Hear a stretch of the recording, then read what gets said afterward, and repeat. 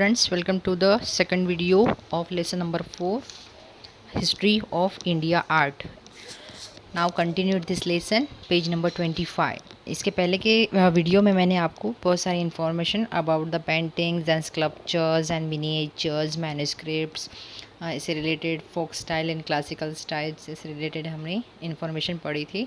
Now in this video I explain you some more information about our India art. Okay, now this point is Indian iconography. ठीक है, Indian एक्नोग्राफी मतलब होता है हमारे भारत में जो भारतीय ऐसी मूर्ति उससे रिलेटेड विज्ञान, मूर्तियों से रिलेटेड जो विज्ञान है या इन्फॉर्मेशन है, तो उन सब का जो इन्फॉर्मेशन है वो जिस फील्ड में शेयर किया जाता है, कंट्रीब्यूट किया जाता है, उससे हमको जानकारी मिलती है, वो है एक्नोग्राफी. और अभी हम लोग पढ़ेंगे इंडियन एक्नोग्राफी. पेंसिल लेंगे हाथ में. बहुत सारी इन्फॉर्मेशन इस लेसन की इम्पॉर्टेंट है, जो कि हमारे लिए पढ़ाई के लिए इम्पॉर्टेंट है. The Gandhara school of art came into being in 2nd century BCE in Afghanistan. Bracket there. Afghanistan में ये जो थी Gandhara school of art establish हुई, शुरू हुई 2nd सेंचुरी में. उसके साथ साथ इन नेबरिंग रीजन, अफ़गानिस्तान के साथ साथ जो आजू बाजू के जो अलग अलग एरियाज़ थे वहाँ पर भी ये जो आर्ट स्कूल है वो स्टार्ट हुई. It had Greek and Persian influence. ये जो गांधार स्कूल ऑफ आर्ट थी, इस पर ग्रीक एंड पर्शियन जो कल्चर है उसका प्रभाव भी देखने को मिलता है. The 1st and 3rd century CE, that is the Kushan period, saw the rise of Mathura school of art. पहले हमने देखा Gandhara school of art 2nd century CE BCE में अफ़गानिस्तान, उसके साथ साथ उस पर इम्पैक्ट था Greek and Persian. Next one है 1st to 3rd century CE में ये कुषाण पीरियड में भी Mathura school of art establish हुई, स्टार्ट हुई. The Mathura school led the foundation of Indian iconography. अब ये जो मथुरा स्कूल थी आर्ट की, जिसमें इसमें हमारे भारत से रिलेटेड जो मूर्ति विज्ञान है उसका कंट्रीब्यूशन, उसका स्टार्टिंग हमको पढ़ने को मिलता है. Iconography is a branch of knowledge. Bracket there is a definition for you about the ethnography. Ethnography is a branch of knowledge which include everything about making of images of god and goddess. तो जो भगवान है, देवी देवताएं हैं, उनकी अलग अलग मूर्तियाँ बनाने का जो इन्फॉर्मेशन है, नॉलेज है, that means included in iconography. Okay, तो ये सब एक्नोग्राफी में आता है. भगवान है, देवी देवताएं, उनकी मूर्तियाँ बनाया और उनसे रिलेटेड जो नॉलेज है वो. The Kushan king made used of images of various deities on their coin. Kushan जो राजा थे भारत में, तो वो उनके कार्यकाल में हमको ऐसा दिखता है, उनके घराने में ऐसा दिखता है कि अलग अलग देवी देवताओं की जो इमेज है वो उनके कॉइन्स पर भी पाए गए हैं इन evidence through. During the period of Gupta empire the iconographic rules were formulated. Gupta जो साम्राज्य था उस पीरियड में बहुत सारे ये मूर्ति विज्ञान से लेकर जो इन्फॉर्मेशन है उसके कुछ रूल्स एंड रेगुलेशंस बनाए गए, और रूल्स के हिसाब से रूल को फॉलो करते हुए उसको फॉर्मुलेट करने के लिए और स्टैंडर्ड और अच्छा बनाने के लिए ये सब जो है वो एक्नोग्राफी में यूज़ होने लगा. कौन से पीरियड से? गुप्त एम्पायर के पीरियड से. Okay, formulated for the sculptural art were से the art of making bronze images were developed under the patronage of Chola kings during 9th to 13th century. उसके साथ साथ कांस्य की मूर्ति का, आपने कांसे का कुछ बर्तन वगैरह देखा होगा तो हमको कंसेप्ट क्लियर हो सकती है ब्रॉन्ज कैसा होता है. तो इससे रिलेटेड जो ब्रॉन्ज मेटल है उससे भी देवी देवताओं की मूर्तियाँ बनाने का जो एक ट्रेड है वो चोला किंग जो थे 9th to 13th सेंचुरी उनके पीरियड में हमको देखने को मिलता है. Bronze idol of god and goddess like Shiva Parvati. अभी कौन से देवी देवताओं की मूर्तियाँ ये चोला जो साम्राज्य था या राजा थे उनके पीरियड में हमको देखने को मिलती है. तो शिव पार्वती अंडरलाइन कर सकते हो आप इसको. शिव पार्वती, नटराज, आपको यहाँ पर एक एग्जाम्पल दिया हुआ ही है पेज नंबर 26 के फर्स्ट इसमें. उसके साथ साथ Vishnu etcetera were made in this period. इस प्रकार की जो अलग अलग भगवान थे, देवी देवताएं थे, उनकी मूर्तियाँ पीतल की या कांस्य की है, वो सब मूर्तियों का एक ट्रेड यहाँ से स्टार्ट हुआ. Okay, now continue. Now, in architectures and sculptures, there are a number of rock-cut caves in India. हमारा भारत देश अगर हम लोग देखते हैं तो हमारे भारत देश में बहुत सारे अलग अलग ऐसे caves हैं जिसमें इस प्रकार की पेंटिंग्स है, रॉक कट्स का कार्विंग जो है वो किया हुआ है. And the tradition of rock cut caves originated in India. कब इस ट्रेडिशन की शुरुआत हुई, ऐसे अगर हमको जानना हो तो in 3rd century BCE, before Jesus Christ born. तो उसके पहले 3rd सेंचुरी में जो है इस प्रकार के रॉक कट केव्स की ट्रेडिशन जो है वो स्टार्ट हुई. Technically the entire composition of the rock cut caves represent a union of architectures and sculptural art. Technically अगर देखा जाए तो इसमें जो है स्कल्पचरल एंड जो आर्किटेक्चरल आर्ट है उसका कॉम्बिनेशन बेस्ट ऐसा रिप्रेजेंटेशन हमको देखने को मिलता है. इट्स एंट्रेंस, अगर रॉक कट केव्स आप अगर देखने जाते हो तो उसका एंट्रेंस जो होता है, प्रवेश द्वार जिसे हम लोग कहते हैं, वो interior with its curved column, अलग अलग जो खम्बे हैं, जैसे यहाँ पर आपको पिक्चर दिया गया है अजंता केव्स नंबर 19 एंट्रेंस. तो ये एंट्रेंस में जो अलग अलग ऐसे खम्बे दिख रहे हैं, दैट इज़ कॉलम्स, उसमें भी उसकी carvings and images are excellent specimens बहुत ही एग्जाम्पल जो है एक्सीलेंट है for the sculptural art. The paintings on the walls and ceilings have survived in some of the caves till today. अगर हम लोग अगर ऐसे देखने के लिए जाए एज ए टूरिस्ट तो बहुत सारे वॉल्स की एंड सीलिंग, रूफ की अगर पेंटिंग देखते हैं तो वो आज भी वैसे की वैसी सर्वाइव, मतलब चल रही है, वैसे की वैसे ही है. The rock cut caves at Ajanta and Verul in Maharashtra were declared as world heritage in 1983. Underline this information is most important. Okay, now the temple architecture in India begin to develop around 4th century. अगर हमारे देश में ये temple जो architecture है इसका development अगर हम लोग देखते, ओरिजिन देखते, तो वो 4th सेंचुरी CE से स्टार्ट होता है. वो है ड्यूरिंग द गुप्त period. The temples built at the beginning of गुप्त पीरियड हैड ओनली द सेंट्रोम, जिसे हम लोग गर्भगृह ऐसे भी कहते हैं, उस प्रकार से इस पीरियड में शुरुआत हुई है. आप देख सकते हो यहाँ पर जो अलग अलग मंदिर होते हैं हमारे भारत देश में, तो उन सबका जो स्ट्रक्चरल है इस प्रकार का ही होता है. And a veranda with 4 column. पहले के अगर मंदिर देखे होंगे आप लोग ने बहुत ही प्राचीन ऐसे, तो वहाँ पर चारों तरफ स्तंभ होते हैं और उस स्तंभ पर मंदिर जो है वो बनाया जाता है. और इसके साथ साथ जो जिसे हम लोग गर्भगृह कहते हैं, जिसे गाभारा भी कहते हैं, उस प्रकार का पैटर्न पहले था. कहाँ? 4th सेंचुरी में. Okay, the temple architecture in India had reach its peak by the 8th century. धीरे धीरे इसमें और डेवलपमेंट होता चला गया और टेम्पल का जो आर्किटेक्चर है वो 8th सेंचुरी में बहुत ही अच्छा डेवलप्ड हुआ. हाँ, इसीलिए वहाँ पर देखो इट्स पीक मतलब शिखर तक पहुँच गया. This is easily testified by the magnificent compositions of the Kailash temple. अगर इसका बेस्ट अगर आपको टेस्ट करवाना है कि टेस्ट लेना है कि किस प्रकार का डेवलपमेंट हुआ था, तो सबसे बेस्ट एग्जांपल है Kailash temple of Verul caves जो है वहाँ पर ये कैलाश टेम्पल, इसको देखकर ही आप समझ सकते हो. By the medieval period various styles of temple architecture had developed in India. Medieval period में भी हमारे इंडियन जो टेम्पल्स है उसमें बहुत सारे आर्किटेक्चर बहुत सारा डेवलपमेंट भी होता चला गया. The style of temple architecture are identified by the style of tower, जिसे हम लोग शिखर कहते हैं. तो इस प्रकार के अलग अलग ऐसे शिखरों वाले भी मंदिर का जो टेम्पल स्ट्रक्चर है वो धीरे धीरे डेवलप्ड और होता चला गया. उसमें भी बहुत सारे ऐसे एरिया वाइज नाम दिए गए हैं, आप अंडरलाइन कर सकते हो. The Nagara style of North India, the Dravidian style of South India are 2 principal style of Indian temple architecture. Most important information in this line.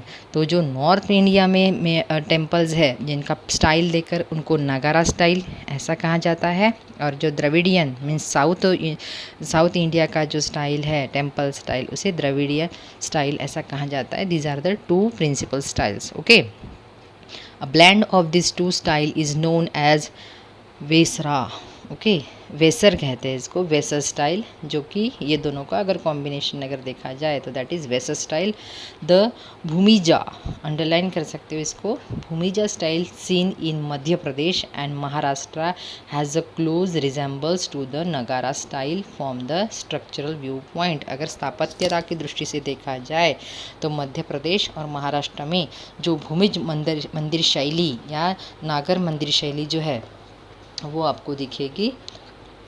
तो ये जो शैलियाँ है ये बहुत ही हमारे लिए इम्पॉर्टेंट है और प्रेजेंटेशन के लिए भी बहुत ही यूनिक ऐसा स्ट्रक्चरल आर्ट आपको यहाँ पर देखने को मिलेगा। In Bhumija style series of miniature towers are arranged, देखते हो तो वहाँ पर आपको भूमिजा स्टाइल जो है उसमें इस प्रकार के छोटे छोटे स्ट्रक्चरल आपको दिखते हैं।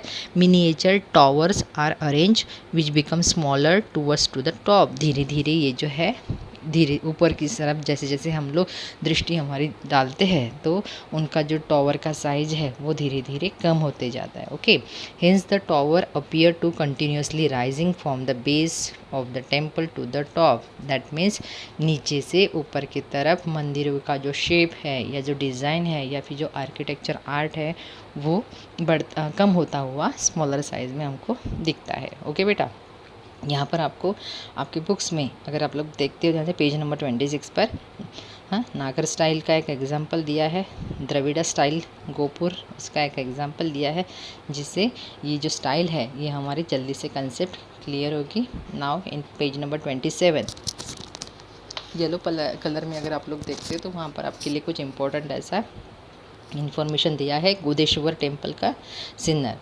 Temples in Maharashtra build in 12th and 13th century are known as Hemadpanthi temple. हमारे महाराष्ट्र में जो मंदिर 12th and 13th सेंचुरी में बांधे गए हैं उनको हेमाड़पंथी टेम्पल्स कहते हैं। ध्यान से सुनेंगे। The outer wall of Hemadpanthi temples are build in the star shape, बाहर की जो दीवार होती है तो उसका शेप जो होता है वो स्टार शेप का होता है, तारों जैसा होता है। उसके साथ साथ in the star shape plan the outer wall of the temple has zigzag design, और उसके साथ साथ जो वॉल होती है वहाँ पे आउटर वॉल उसकी डिज़ाइन जो है वो जिगजैग होती है। This result into an interesting effect of alternative light and shadow, जिसके कारण बाहर से आने वाली रोशनी जो है, सूरज से आने वाली रोशनी है या फिर अंदर मंदिरों की जो रोशनी है वो जो है बहुत ही अट्रैक्टिव दिखती है। The effect the important characteristics of the Hemadpanthi temple is its masonry, मतलब उनकी जो बनावट होती है वो बहुत ही इम्पॉर्टेंट है इसी दृष्टि से, जिसमें the wall are built without using any mortar. ये जो हेमाड़पंथी मंदिरों की जो दीवार होती है उसमें बिल्कुल चूना जो है वो यूज़ नहीं किया जाता। By locking the stone by using the technique of tenon and mortise joint, तो ये जो है बिना चूने की दीवार जो होती है जिसमें जो पत्थर है उनको आपस में एक दूसरे को फिक्स करने के लिए इस प्रकार से जो जिसे हम लोग गड्ढे कहते हैं इस प्रकार से उसका फिटिंग जो है अरेंजमेंट वो किया जाता है।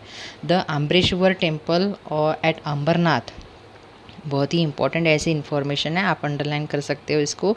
अम्बरेश्वर temple near Ambarnath Mumbai, Gondeshwar temple at Sinnar near Nashik, Aundha Nagnath temple in Hingoli district are a few finest example of the Hemadpanthi style. Their plan is star shape, उनका अगर हम लोग देखते हैं ये सब जो एग्जाम्पल्स दिए गए हैं तो उनका कंस्ट्रक्शन अगर हम लोग देखते हैं तो बहुत ही सुंदर ऐसा है, जिसके कारण प्राचीन काल में जो आर्किटेक्चर फील्ड है या फिर स्कल्पचरल जो आर्ट है उसके बारे में डिटेल इन्फॉर्मेशन हमको उसको देखते ही समझ में आती है।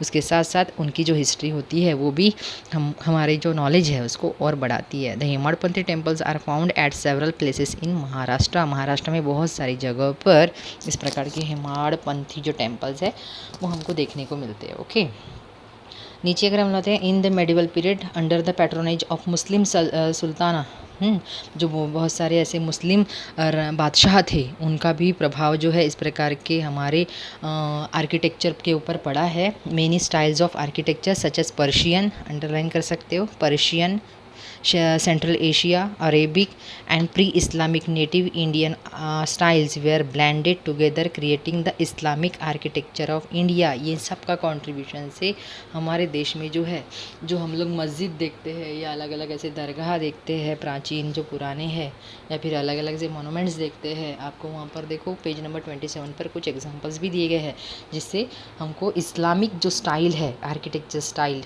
उसका प्रभाव हमारे भारतीय क्रिएशंस पर कैसा पड़ा वो पता चलता है.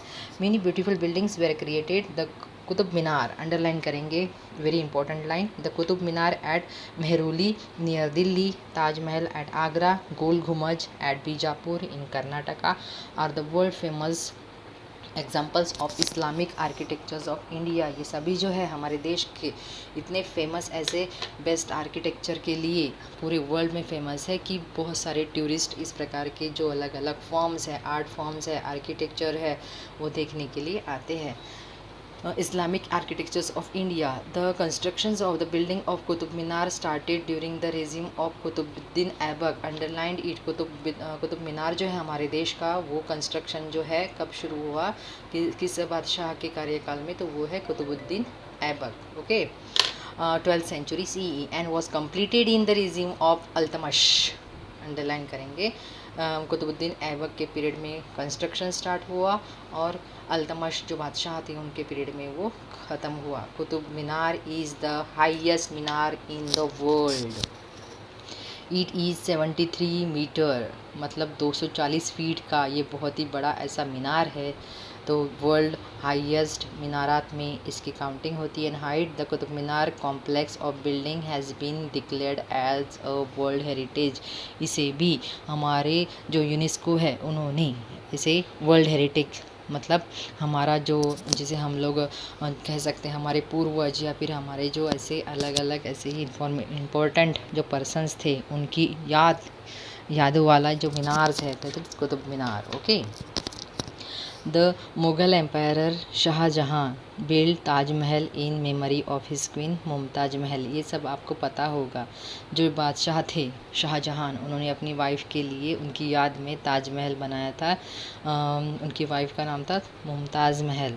The Taj Mahal is looked upon as the paramount example. Taj Mahal जो है वो मतलब इसी कंस्ट्रक्शन का या फिर कह सकते हैं स्कल्पचरल आर्ट का एकदम बेस्ट ऐसा एक एग्जाम्पल है, जिससे उनकी यहाँ उसकी पूरी जानकारी जो है हमको मिलती है. उसके साथ साथ इस्लामिक आर्किटेक्चर का जो असर है या नॉलेज है वो भी हमको देखने को मिलता है. This art world famous building has been declared as world heritage by UNESCO. इसे भी हमारे यूनेस्को ने जो है वर्ल्ड हेरिटेज का दर्जा जो है वो दिया है. और बहुत सारे टूरिस्ट जो है not only in India but also in the world, foreign country से बहुत सारे टूरिस्ट जो है अपने देश में आते हैं ये सब साइट्स देखने के लिए. उसके बाद है इस्लामिक जो आर्किटेक्चर का बेस्ट एग्जाम्पल हमने बोला था, वो है गोल घुमज. यहाँ पर आपको उसका पिक्चर वगैरह भी दिया हुआ है. The Gol Gumbaz at Bijapur in Karnataka was built in 17th century. 17th century में कर्नाटका में जो बीजापुर है वहाँ पर ये गोल घुमज जो है उसका कंस्ट्रक्शन हुआ.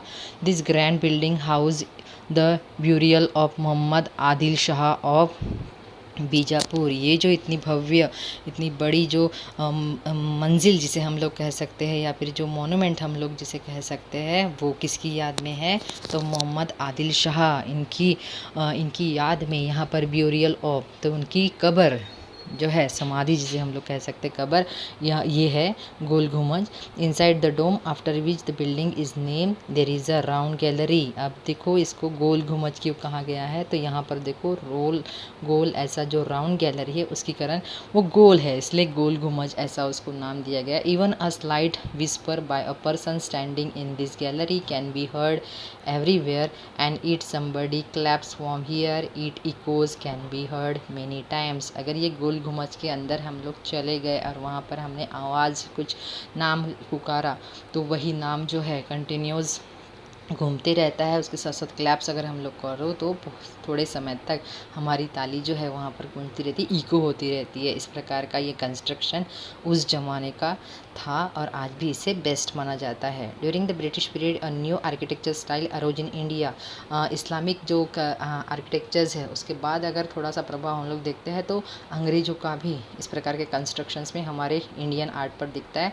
It is known as Indo Gothic architectural style. Listen बेटा, ध्यान से सुनेंगे। जो इस्लामिक मतलब रीजन्स या बादशाह के स्टाइल से रिलेटेड था, दैट इज़ इस्लामिक आर्किटेक्चर। और ये है जो जिसमें ब्रिटिश लोगों का प्रभाव हमारे भारतीय कलाकृति पर, आर्ट पर दिखता है, that is Indo Gothic architectural style. Okay. Buildings like churches देखा होगा बहुत बार आप लोगों ने, इस प्रकार के buildings like churches, governmental offices, residence of top officials, railway stations were build in this style. इस स्टाइल में ही, ब्रिटिश लोगों के स्टाइल में ही या फिर इंडो गोथिक आर्किटेक्चरल स्टाइल में जो है इस प्रकार के अलग अलग रेसिडेंस आपको ऑफिसेस देखने को मिलेंगे।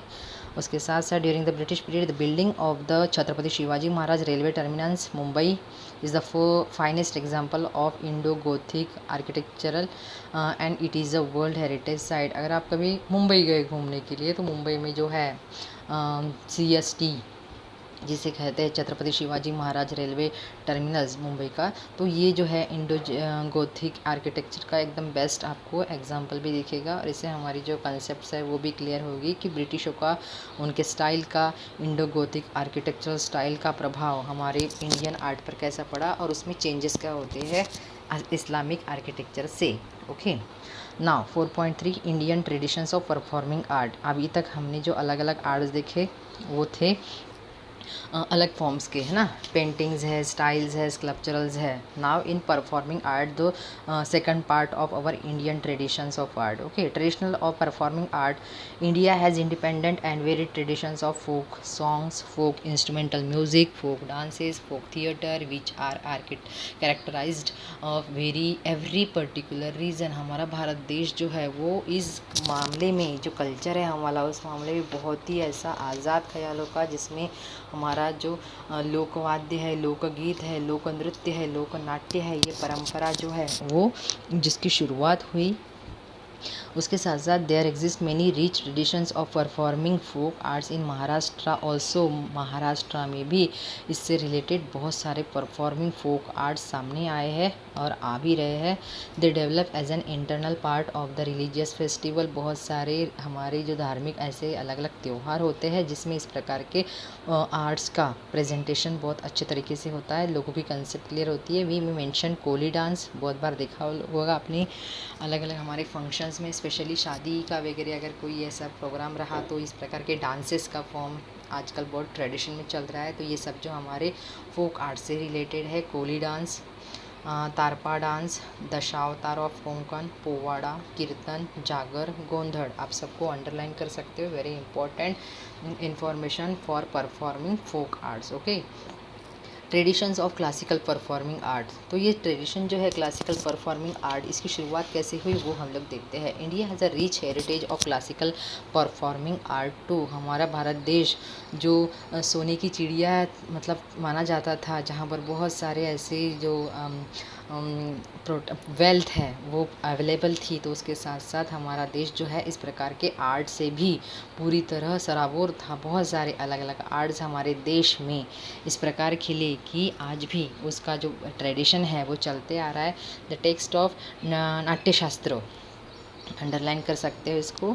The text of Natyashastra written by Bharat Muni is suppose to be the earliest one discussing music and theatre. तो ये जो नाट्यशास्त्र है जो भारत मुनि इन्होंने लिखा हुआ है, जिस बुक में उन्होंने गायन है, वादन है, डांस है, ड्रामा है, ये सब का जो है बहुत ही डिटेल में डिस्क्रिप्शन दिया हुआ है इस ग्रंथ में। The 9 modes, this is most important. Board में अगर आप लोगों को कंप्लीट द वेब या कंप्लीट द कंसेप्ट में आता है तो ये 9 मूड्स आपको पूछे जा सकते हैं, वो आपको पता होना चाहिए। 9 मूड्स मीन्स होते हैं 9 रस। ओके। तो 9 रस आपको पता होना चाहिए, जिसको यहाँ पर आपको दिया हुआ है नाम में, बराबर सुनेंगे। श्रृंगार, हास्य, बीभत्स, रौद्र, करुण, वीर, भयानक, अद्भुत एंड शांत। ठीक है। तो ये सब के अलग अलग मीनिंग भी है। श्रृंगार दैट मीन्स लव, प्रेम, प्रेम वाला मतलब परफॉर्मिंग करते समय इस प्रकार के हमारे जो अलग अलग मूड्स है या रस है वो वहाँ पर आपको प्रेजेंट करने पड़ते हैं, क्योंकि हर एक जो हमारे फेशियल एक्सप्रेशंस होते हैं उसमें हम लोग हमारे चेहरे से 9 प्रकार के अलग अलग जो रूप है वो प्रेजेंट कर सकते हैं, और वो सभी रूपों के नाम यहाँ पर आपको दिया हुआ है। Indian people came to connect with the cultural traditions of other nations, and that resulted into blending of many different streams in the presentation of Indian performing art, enriching them over time. Indian people जो होते हैं ये बहुत बार इस प्रकार के cultural traditions से connect रहते हैं। हाँ, अदर नेशंस ऑल्सो, दूसरे देशों के भी अलग अलग जो स्टाइल्स हैं वो भी हम लोग एक्सेप्ट करते हैं। As a result many style of presenting of classical, vocal music, instrumental music and dance came into existence, और जिसके कारण बहुत सारे ऐसे अलग प्रकार भी आज हम लोग देखते हैं, टीवी पर देखते हैं। अलग अलग जो सेलिब्रिटी या फिर शो रहते हैं उसके थ्रू भी हम लोग इस प्रकार के बहुत सारे आर्ट से रिलेटेड इन्फॉर्मेशन मिलती है हमको, हम लोग सुनते हैं। Various school professing the style were also created, बहुत सारी जो अलग अलग स्कूल्स होती है डांसेस की हो या फिर अलग परफॉर्मिंग आर्ट्स से रिलेटेड, वो भी इस पर ज़्यादा स्टडी करके इस प्रकार के स्टूडेंट्स या फिर जो एक्टर आर्टिस्ट जो है वो क्रिएट करते हैं। Okay, there are 2 main branches of Indian classical music. अगर भारतीय क्लासिकल म्यूज़िक को अगर हम लोग देखते हैं तो उसके 2 टाइप्स हैं, आपको यहाँ पर दिया हुआ है, Hindustani music and Carnatic music. Okay, underline करेंगे। म्यूज़िक के 2 main branches in India. Okay, भारतीय 2 अलग अलग ऐसे शास्त्रीय जो जिसे हम लोग भाग कह सकते, शाखा कह सकते हैं, तो भारतीय शास्त्रीय गायन के 2 ऐसी शाखाएं हैं, हिंदुस्तानी म्यूज़िक एंड कर्नाटिक म्यूज़िक। उससे पहले आप यहाँ पर ये जो टेक्स्ट है ऑरेंज कलर में वो देख सकते हैं, द रूलर ऑफ बीजापुर। यहाँ पर आपको कुछ इन्फॉर्मेशन दी है अदर लैंग्वेज में और उसका मीनिंग भी दिया हुआ है आपको। The ruler of Bijapur Ibrahim Adil Shah second wrote a text in Persian language. ये पर्शियन लैंग्वेज है जिसमें जो आदिल शाह सेकंड थे, इब्राहिम आदिल शाह सेकंड, बीजापुर के रूलर, उन्होंने कुछ लिखा है। This text is about Indian classical music. वहाँ पर हमारे भारतीय जो संगीत शास्त्र है उससे रिलेटेड उन्होंने कुछ लिखा है। Include verses songs in the Dhrupad style and enable the audience to experience the joy of excellent poetry. Doctor Arun Prabhune has edited this text in Marathi. The translation of verses printed on the cover of this text read। अब हमारे जो doctor Arun Prabhune थे, इन्होंने ये जो Persian language में लिखा हुआ वर्सेस था उनको ट्रांसलेट किया अपनी लैंग्वेज में, फ्रंट पेज पर लिखा हुआ था। O Mother Saraswati, you are the divine light in the world and you are complete with all qualities. If Ibrahim received your grace, the poetry of the Navras will become eternal। तो इस प्रकार का जो है translation doctor Arun प्रभु ने किया हुआ बहुत ही सुंदर है। यहाँ पर जो इब्राहिम आदिल शाह सेकंड जो है वो कहते हैं, हे माते सरस्वती तुम जगज्योति हो, सर्वगुणी हो। ये इब्राहिम जो है वो तुम्हारी कृपा चाहता है, तुम्हारे जो नवरस है सरस्वती देवी से प्रार्थना कर रहे हैं वो युगों युगों तक ऐसे ही जीवन मतलब ज़िंदा रहेंगे, अमर रहेंगे या फिर चलते रहेंगे, ऐसा उन्होंने अपनी बुक्स में लिखा था, अपने वर्सेस में लिखा था। ओके, तो ये Hindustani music and Carnatic music ऐसे 2 म्यूज़िक के स्टाइल्स हैं। Similarly there are 2 forms of it. इसके साथ साथ इसके 2 फॉर्म्स है, classical and semi classical. Classical that is शास्त्रीय music and semi classical that is उपशास्त्रीय। Okay, semi classical has included many styles of folk music. Semi classical में देखते हो तो बहुत सारे ऐसे लोक नृत्य या लोक संगीत जिसे हम लोग कहते हैं उसका इंक्लूशन होता है। The beautiful blends of all 3 form of music, vocal, instrumental and dance can be seen in various Indian classical dances. बहुत सारे हमारे जो क्लासिकल डांसेस है उनका इंक्लूजन इसमें होता है, जिसमें म्यूज़िक है, वोकल्स है, इंस्ट्रूमेंट्स है, डांसेस है, ये सभी का कॉम्बिनेशन हमारे इंडियन क्लासिकल डांस में आपको मिलेगा।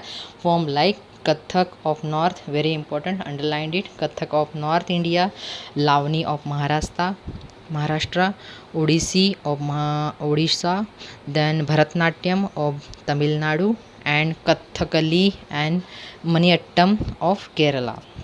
तो ये सब जो है डांस फॉर्म आपको हमारे भारत में के जो क्लासिकल डांस फॉर्म है उसमें सबको देखने को मिलेंगे। मुझे लगता है कि आप सबको तो ये बहुत सारे डांसेस के फॉर्म जो है वो पता भी होंगे, आपने कहीं ना कहीं इस प्रकार के डांसेस देखे भी होंगे। आपको पेज नंबर 29 पर 2 पिक्चर्स भी दिए हैं, Lavani in Maharashtra and Kathakali in Kerala.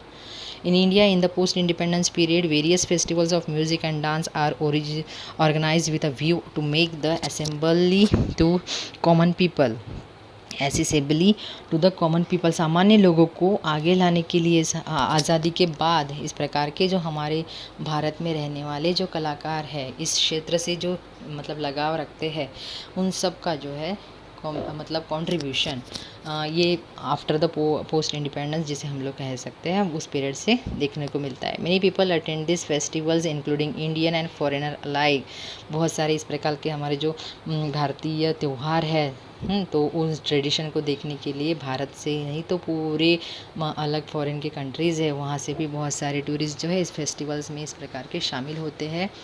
The Sawai Gandharva festival of Pune is famous one, underline कर सकते हो, सवाई गंधर्व करके जो फेस्टिवल है वहाँ पर तो फॉरेन के भी बहुत सारे जो इंटरेस्टेड ऐसे पर्सन्स होते हैं वो यहाँ पर इस प्रकार का फंक्शन जो है संगीत महोत्सव देखने के लिए आते हैं। ठीक है, now lately we can see an inclination towards experimenting and creating fusions of various music style। इसके साथ साथ धीरे धीरे जो है आज के अगर एज में देखते हैं तो बहुत सारे इसका कॉम्बिनेशन हमको देखने का जिस फ्यूज़न जिसे हम लोग कहेंगे वो देखने को मिलता है। एक्सपेरिमेंटिंग किया जाता है, क्रिएटिंग किया जाता है, न्यू स्टाइल सामने आ रहे by trying to overcome the limitations exposed by the traditional style और school. Pandit Uday Shankar is prominent name among such artists who create a new style. He successfully create a fusion of Indian classical dance and European opera। तो इस प्रकार का नाम जो आ रहा है सामने उसे आप लोग अंडरलाइन कर सकते हो कि ये जो हमारे आर्टिस्ट हैं, अंडरलाइन करेंगे नाम पंडित उदय शंकर, इन्होंने बहुत ही अच्छा ऐसा जो कॉम्बिनेशन किया है जिस कॉम्बिनेशन से जो नए जो पहले की जो नियम थे, रूल्स थे आर्ट्स के, परफॉर्मिंग आर्ट्स के, उसमें थोड़ा सा चेंजेस लाकर, फ्यूज़न लाकर, उसकी मर्यादा है थोड़ा सा उसको क्रॉस कर कर एक नया मिक्सचर जो है ऐसा कुछ आइटम उन्होंने सामने लाया। भारतीय शास्त्रीय नृत्य एंड यूरोपियन ओपेरा डांस, इसका कॉम्बिनेशन उन्होंने प्रेजेंट किया। Thus the scope of the presentation of Indian performing arts seems to be constantly expanding. The same phenomena is apparent in the field of Indian visual art। जिसके कारण भारत का जो ये हमारा traditional ऐसा जो डांस फॉर्म है या अलग अलग हमारी जो परंपराएं है वो और ज़्यादा मात्रा में अलग अलग फील्ड तक पहुंच रही है। Now 4.4 page number 30। This is the last point of this lesson, art, applied art and professional opportunities। हर एक का अपना अपना एक प्रोफेशनल अपॉर्चुनिटीज़ होता है जिससे हमको उसको आगे जो है हम वैसे कैसे इस मतलब इस बात में अगर हम इंटरेस्ट होगा तो हम कैसे उससे सामने ला सकते हैं ये हमको पता चलता है। Art history is an independent branch of knowledge, various opportunities of research are available in this field. इसमें भी हम लोग रिसर्च कर सकते हैं, संशोधन कर सकते हैं, बिजनेस करने की भी एक चांसेस यहाँ पर होता है। Art historians can work in the field of journalism. जिन आर्ट हिस्टोरियन जो जिसको किसी को इंटरेस्ट होगा वो जर्नलिज्म में जो है पत्रकारिता में काम कर सकता है। Art market is an independent field, it call for special expertise to access the exact value of an art object और to ensure that it is genuine.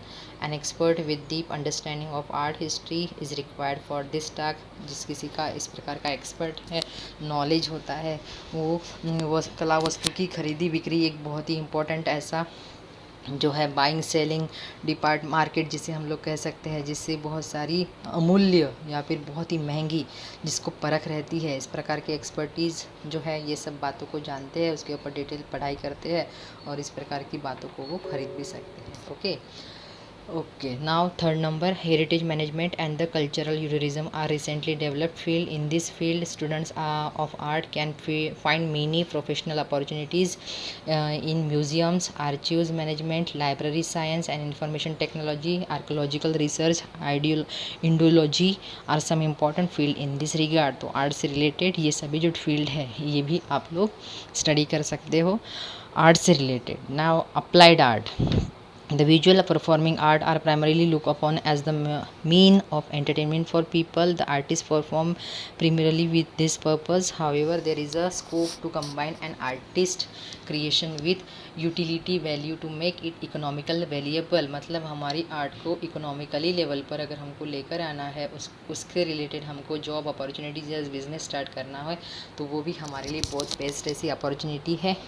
Industry and advertisement, interior designer, production of ornamental object, art design of stage backdrop, art direction for film and television, creating attractive layouts for book, magazines, calligraphy, production of greeting cards, invitation cards, customise stationery, gift object. ये सब जो मैंने नाम लिए ये सब जो है ये फील्ड से रिलेटेड है. किससे? आर्ट के फील्ड से रिलेटेड है. ये सब में आप लोग जो है प्रोफेशनली कुछ अपना बना सकते हो. The field of Architecture, photography is also part of applied arts. Nowadays still and animated movies, animated cartoons आप देखते होंगे जो भी बहुत इम्पोर्टेंट है.